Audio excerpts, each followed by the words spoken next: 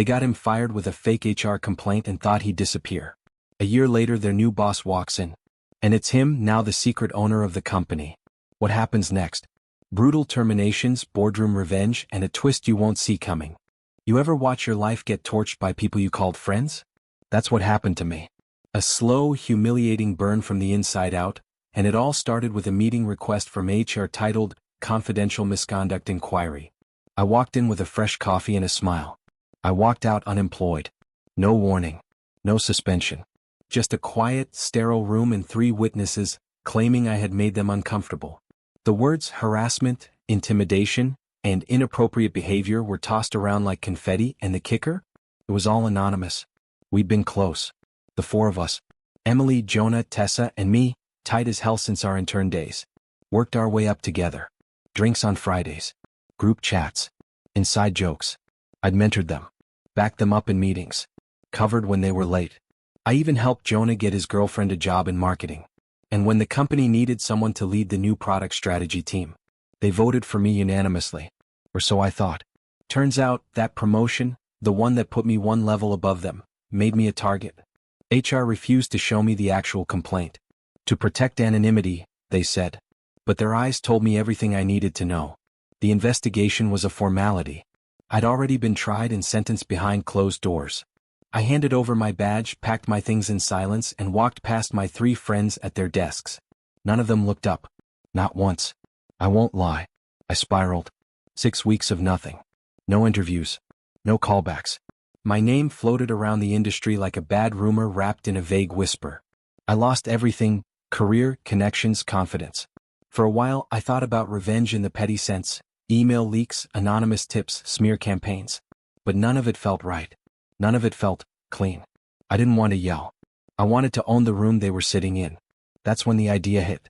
I had money. Not CO money, but make a move if you're smart money. I'd invested early in 2 startups that got acquired. I knew how shell firms worked. I knew how companies hid capital behind clean names and offshore paperwork.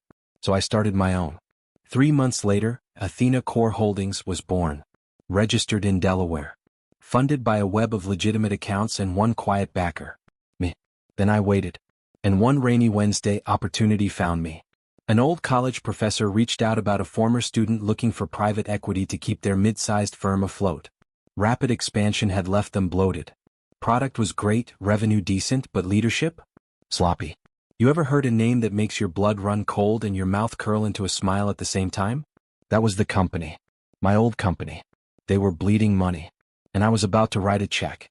They never saw me coming. The CEO, Paul, was desperate. I met him twice, once as Ryan Godfrey, investment director for Athena Core. I wore a different suit, glasses, trimmed beard, softer voice. I let my associate do most of the talking. He practically begged us to save him. By the end of the quarter, Athena Core acquired 52% of the company. Majority stake. 2 board seats. Operational control. Paul stayed on as CEO, on paper. But we both knew who was in charge now. The best part?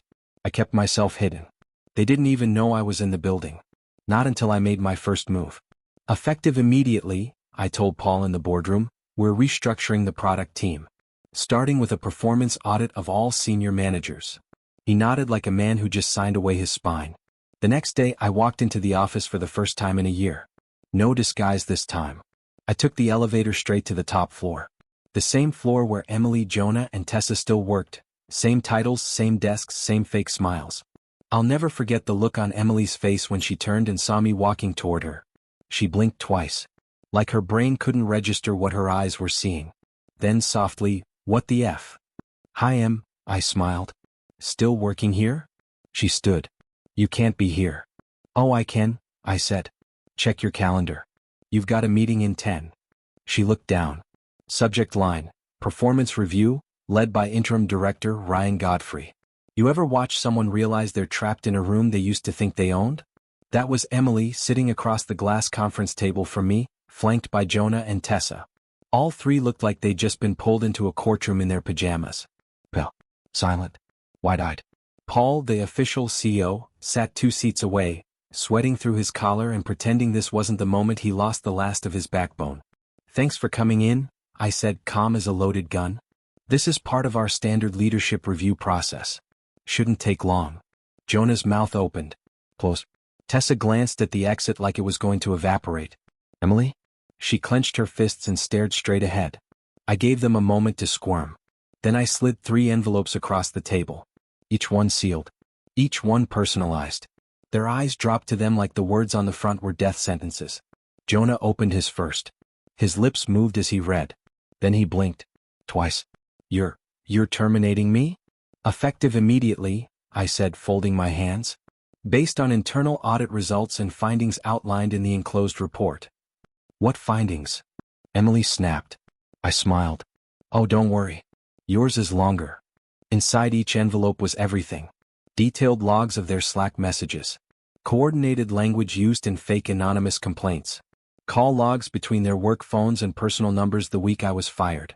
A full transcription of the strategy meeting they held 3 days before HR brought me in, where they planned it all. I had receipts. I had everything. You know what happens when people think they're untouchable? They get lazy. Tessa was the first to speak.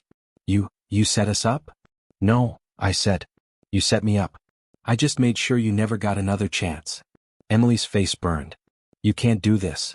Oh, but I did. She stood up, eyes shining now. I knew it. You always thought you were better than us. No, I said, standing to match her height. I was better. And I gave you the benefit of the doubt. I covered for you. I protected you. You used us. You used me to get ahead and then tossed me like garbage the second I became competition. Emily's lip trembled. You think this is over? You think buying the company makes you king? I leaned forward, dropped my voice to a whisper. I don't want to be king, Em. I tapped her envelope. I'm the executioner. They were escorted out that same day. Security walked them past the same reception desk I'd walked past a year ago. Empty box in hand, eyes cast down, whispers trailing behind them like ghosts. And me? I went back to my new office. Bigger windows. Better view. No snakes. Word spread fast. A few of the old team reached out, some genuinely surprised, some fake concerned, some trying to weasel their way into my good graces. I ignored most of them. But there was one message that hit different. It was from Jonah's ex. I knew something was off that year. Just wanted you to know, he bragged about it. Called it the promotion purge. Said he deserved your title more than you. Disgusting. Disgusting doesn't even begin to cover it. I didn't stop there. I quietly had HR revisit all anonymous complaints from the last 18 months. Found 2 more cases that had been falsified or exaggerated by the same trio. Promotions manipulated. Raises blocked. One woman they pushed out was now bartending in Michigan. I found her. Flew her in. She starts next Monday as a senior team lead. Her salary? Twice what Jonah made. I told her why. She cried. I didn't. You know what power is? It's not yelling. It's not revenge porn or rage emails or Twitter threats. It's walking into the same building where they buried you and making them dig their own graves with a smile. I thought I was done. Thought firing the trio who set me up would be enough. Thought I'd clean the rot from the walls. But power has this funny way of peeling back more than just layers. It uncovers everything. And the deeper I looked, the more I realized something didn't fit. Because anonymous reports don't get prioritized that fast. They don't result in immediate terminations unless someone up top is pushing it. That investigation? It wasn't just 3 snakes playing HR like a fiddle. Someone higher up gave them the green light to bury me. And I was going to find out who. The boardroom was quiet when I brought it up. Paul, our CEO on paper, my puppet in reality, shifted in his seat the way a man does when he knows he's about to be exposed. We've initiated a full compliance audit, I said. But some irregularities in the complaint escalation process last year raised flags. Specifically, how an unsigned, undocumented claim went straight to expedited resolution and led to immediate dismissal without peer review. Paul coughed. That was HR policy at the time. We changed it. No, I said, sliding a document across the table. It wasn't. Because I'd been digging. And what I found? An internal memo. Signed and time-stamped by Paul. Instructing HR to treat my case with discretionary urgency due to concerns about internal disruption. Translated? He wanted me gone. He wasn't just complicit. He was the architect. The trio may have lit the match. But Paul handed them the gasoline. I stared him down across the polished mahogany. You orchestrated this, I said quietly. Used Jonah and the others as cover. Let HR become your personal hit squad. Paul tried to bluff. I was protecting the company. You were destabilizing the team. I was promoted, I said. You were too popular, he shot back. Too fast. Too young. You didn't know your place. I leaned back in my chair. Oh, I know it now. I called for a vote of no confidence right there in the boardroom. I had 2 seats under my name. 3 more had quietly swung to my side after seeing the way I cleaned house last quarter and boosted retention by 18%. The others? They followed the money. And the money was behind me. Paul was removed within the week. He didn't even fight it. He just packed up, shook my hand, the same hand he'd forced a resignation letter into a year ago, and walked out. The look in his eyes? Not fear. Not regret. Resentment. Because he knew I hadn't just won. I'd taken everything. And I wasn't done. The board offered me the CEO title. I declined. Let them keep a figurehead. A clean name. Me. I like the shadows better. Where the real power lives. The next morning, I stood in the same elevator I used to ride to the 14th floor as a senior strategist. I hit the top button. Corner office. The receptionist gave me a double take. Then a nervous smile. I'm sorry, are you here for a meeting? I smiled.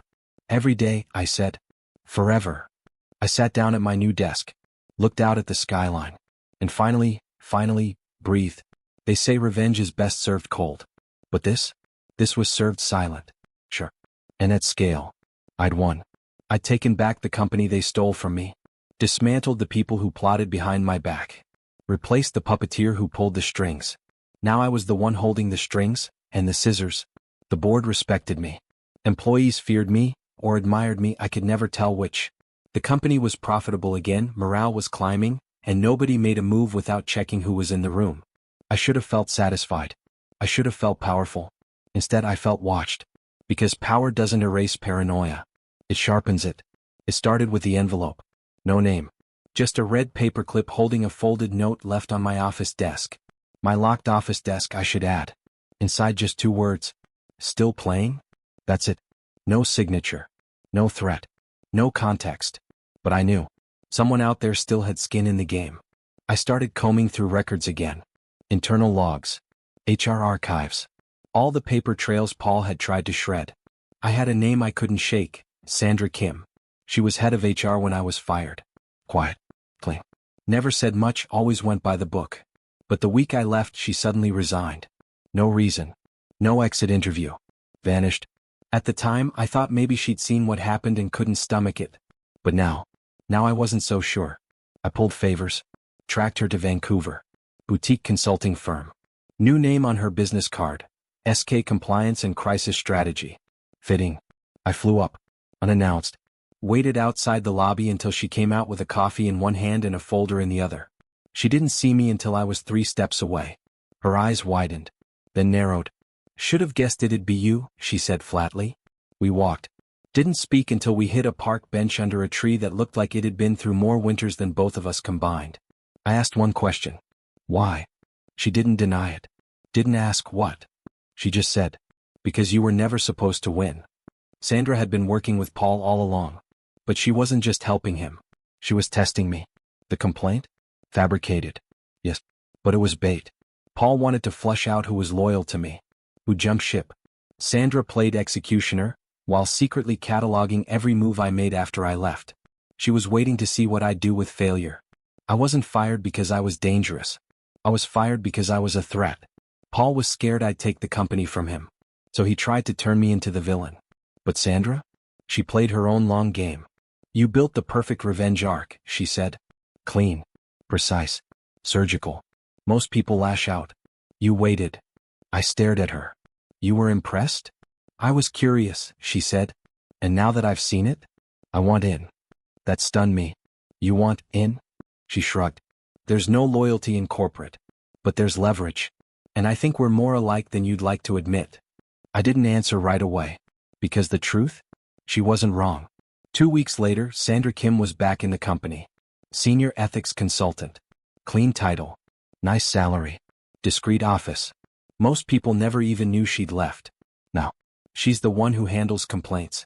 And every time she walks into my office with a folder and that same calm stare, I remember, there's always another player. Another layer. Another game. I've learned a lot since the day they fired me. I've learned that revenge isn't justice. It's investment. A long-term strategy with slow returns. But when it matures, God, the yield is beautiful. So now, when I walk through the building, the one I used to just work in, people stand straighter. They pause when I pass. Not because I'm feared, but because I'm the one who got back up and burned the map they used to find me. They say you can't win against the system. That once it chews you up, that's it. But me? I bought the system. And now, I own the table.